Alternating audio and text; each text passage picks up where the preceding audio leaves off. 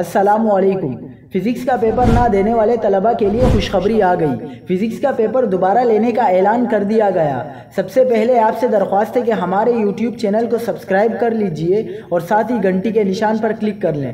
آپ کو بتاتے چلے کہ سندھ کے امتحانات مذاق بن گئے، پیپر آؤٹ بھی ہوا، نقل بھی جاری رہی، بورڈز کے تمام انتظامات دھرے کے دھرے رہ گئے۔ چیئرمین میٹرک بورڈ نے فزکس کا پرچہ نہ دینے والے طلبہ سے دوبارہ پرچہ لینے کا اعلان کیا ہے۔ گزشتہ روز بدنظمی کے باعث بہت سے مراکز پر پیپر ہی نہیں پہنچ سکا تھا، جس پر چیئرمین میٹرک بورڈ نے پرچہ نہ دینے والے طلبہ سے دوبارہ پیپر لینے کا اعلان کیا ہے۔ میٹرک امتحانات ختم ہونے کے بعد پرچے کی نئی تاریخ کا اعلان کیا جائے گا۔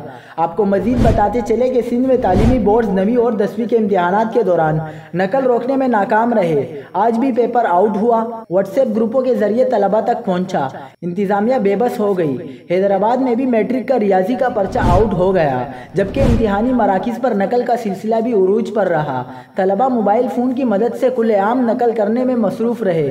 حیدرآباد میں بجلی کی بدترین لوڈ شیڈنگ کے باعث متعدد طلبہ بے ہوش بھی ہوئے۔